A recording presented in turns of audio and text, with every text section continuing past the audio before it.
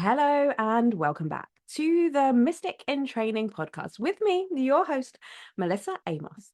I have the honor of being invited to speak on stage later on this week at the Business Ascension Symposium and Awards, which, by the way, I have been nominated as the Spiritual Iconic Leader of the Year, which is both humbling, exciting, and actually a symptom of what I want to be speaking about today. This week, I'm going to be speaking on how the spiritual space, conscious business owners, and spirituality as a whole seems to have a power problem. This realization came to me not from just studying the industry. This realization came to me, as most initiatory experiences do, through contraction, through something like pretty hard that came up, and through throwing yourself into the fire. Because I realized something, that it's not just the spiritual space or the spiritual industry that has this issue. And actually, I think what's lying underneath this is we've confused what power actually means. We have confused power with ego.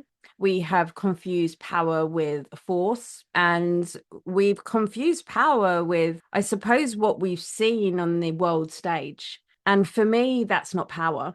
And so today, I'd really like to dive into what does it actually mean? So for me, the story began, or the story at least got catalyzed. It was a couple of years ago now.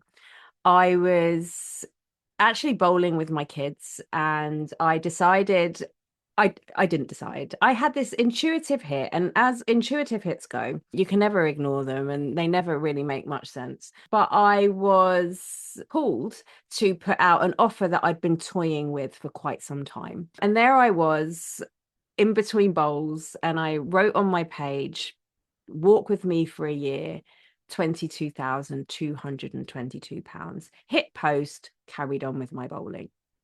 What then ensued was it was very interesting. There were hundreds of comments. They weren't all inquiries, but there was hundreds of comments that went into, some curious, some asking for more information. But the ones that really caught my attention were ones that were calling me out, the ones that were saying to me things like, who do you think you are? And oh my God, really? And I think my personal favorites were the ones that were saying how now I'm asking for this kind of money. I have gone to the dark side and I must be working with dark forces. At the time, it was really hard. And I have to say that I cared more about those comments than I cared to admit at the time. They definitely affected me. And after that, I went into a little bit of a dark night of the soul. Things began to unravel from that. But what came through the other side was something really interesting. Because I look back and I realize now that it wasn't that they were questioning the price necessarily. It's not that they were questioning the offer. Because if I was a doctor or if I was a lawyer and I had done the thousands of hours of training that I have done, the thousands of client hours that I had put in, the level of care that I put into my work and the dedication that I have, this would never have been questioned. It would have been like, oh, cool, bargain, right? But what was really being put in question was power. They were questioning, do I hold that much power and is it okay? And if I'm honest, that was what came up for me. When they're asking, who do you think you are? I turn that question back to myself. Who do I think I am? And what fundamentally came up was that, am I willing to stand in my power? Am I willing to hold that level of integrity and congruence and strength to be able to stand behind what it was that I'd put out there? As I went through my comments, I started to realize that, surprisingly or not, most of the comments came from people who were in my space, who were other spiritual practitioners, Reiki practitioners. No one that I'd taught actually, but people who had been in my vicinity, and also people who had known before my business really began to establish itself. But as I went into them and felt the energy that was sitting underneath it, I realized that my role here was to really begin to understand what's the difference. Like, what are they perceiving? The power that I was holding, or perhaps even the unsurety of the power that I was holding. Let me say this: the power that was trying to come through me was actually being fragmented or distorted, if you like, by some of the hidden agreements. If we go with that language, so by some of the hidden agreements that I was holding, some of the lenses that I was still holding so true. Things like, well, I need to be accepted, my humility, my wanting to be, one of the tribe. And that was being filtered through their lens of it's not safe to be powerful. Because how many of us are taught this? Don't get too big. Don't be too visible. And especially people like us who are growing up, we often thought differently to other people. We often played differently to other people. We often had, like we were maybe a little bit odd. And because of that, we learned that it wasn't fully safe to be standing in our power, that we can't get too big, that we can't get too visible, that we can't get too seen, to kind of dull down or dim down a little bit what we want to express here, because people look at us like we're nuts. But also, don't earn too much. Don't think too highly of yourself. These are all programs that we have confused with what it means to be powerful. And then when we look at the world stage, we start to see that what power is things like domination, force, putting power over somebody else. But what if that's not power? What if power is actually about congruence? What if power is actually about leadership, and not just leading other people, but learning how to lead yourself? What if power really is this thing of like, I know who I am, I know how I serve, and I'm going to act in that direction all of the time? It's truly having that belief in, I know that I am perfectly made for what it is that I am here to do. And so my life inquiry is, and so my life actions are moving in that direction. What if power really is about expression and being able to stand here and go, this is my thoughts. These are what I feel. This is what wants to come through me right now, from beyond my psychology, from beyond my programming, but from my level of truth. And being grounded enough in that to know that it's doing good for you, it's doing good for the person that's hearing that, and it's doing good for the world, even if people don't agree. We weren't all meant to be the same, but I do think that we were all here to really stand in true power and to move the goalpost from what power is, from what force is, because they are two very different things. Force is, I know in my head, in my mind, I've got this. I know what I need to be doing. And so I am going to control it. I'm going to micromanage it. It's that kind of win-lose. It's that I know best. And I am going to withhold on other people's or other minds or other higher consciousness, and I am going to make this happen. There's a micromanagement element in here. Whereas power is something different. For me, power is drawing from a force bigger than you and letting it move through you and bringing everything into congruence so nothing is fragmented. Power is, I know, and if you're watching this on YouTube, you will see my hands go down more into my belly. I know there is a depth of knowing that this is want to be expressed through me. And I'm not doing it to try and convince you. I'm not doing this for win-lose. I'm doing this for win-win. I'm sharing this because this is my truth right now. This is fueled by a power bigger than me. This aligns with my values or the way that I am in the world or my life experience. And I'm willing to grow. I think that's part of it.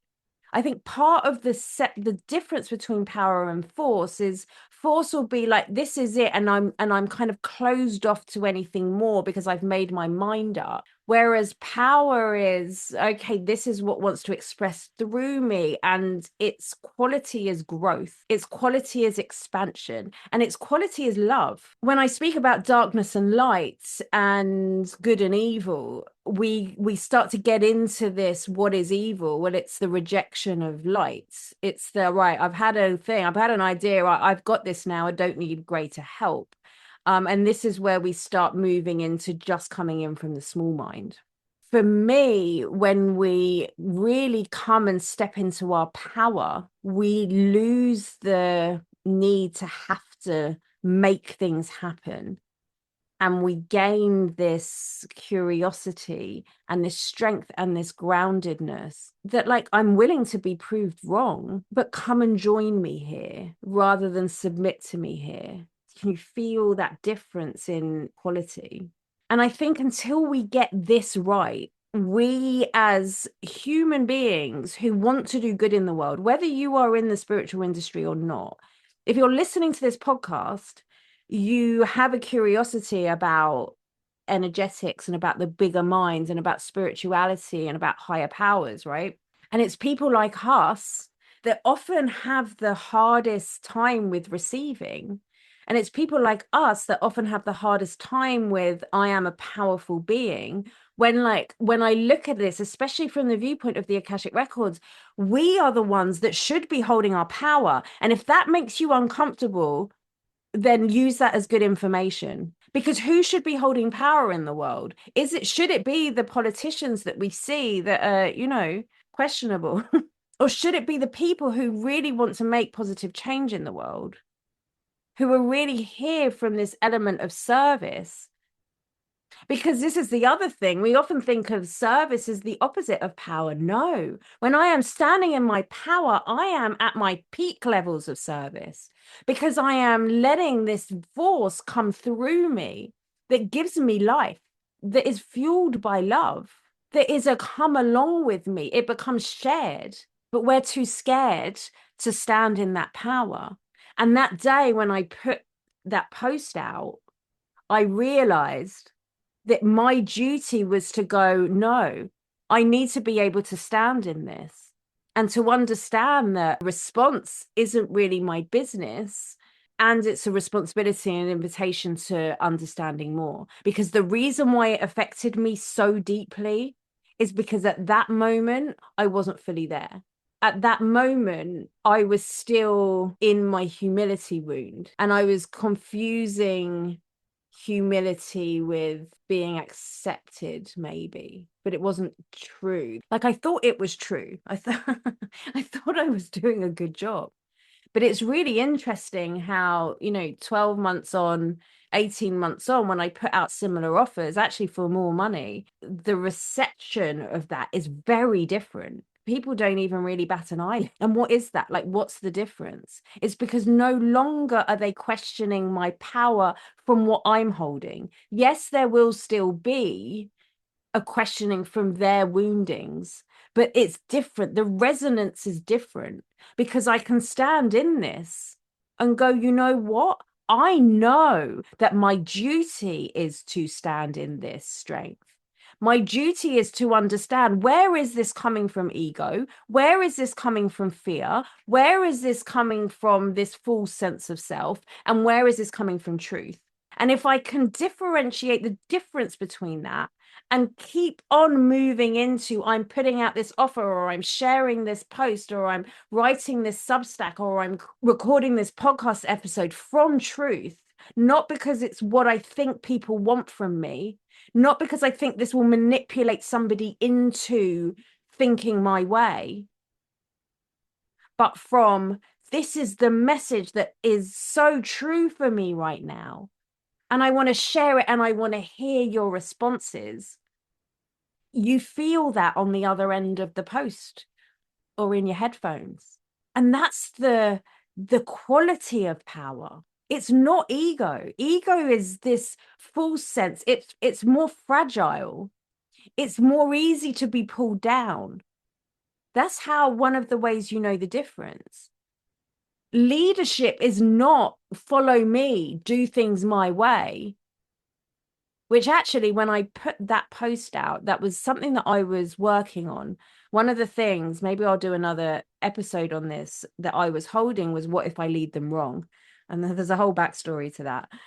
But that's not leadership. Leadership is, how do I lead myself in my congruence? How do I take my teachings and live by them rather than just speak them? How do I bring this back into my inner inquiry? How do I keep on revisiting? Is it coming from truth, or is it coming from a program or an overlay on my ego? This is how we begin to know the difference between power and force. And these are the questions that I ask myself. And even before I go on this stage and before I stand up as a finalist for this really prestigious award, which feels good. It feels good to be validated, but it's, where am I confusing that? Am I confusing this validation with recognition? So they're different things. One is like, I need you to do this, and now I'm going to do everything in my power in order to get it. The other is, I'm going to be standing in my truth. And if you recognize me, then great. We've got a beautiful thing going on. And even as I've been writing the talk, just asking, where am I confusing, shrinking down, softening the message with humility? Where am I confusing service with self-sacrifice?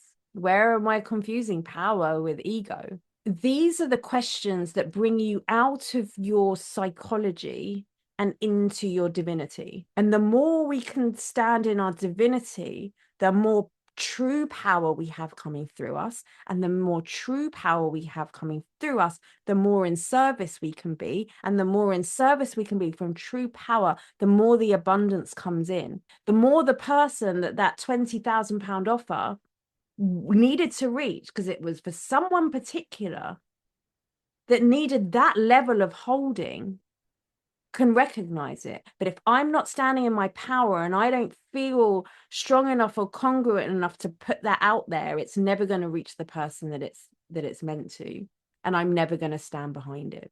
We need to keep having conversations like this. Power is not ego. Power is not force.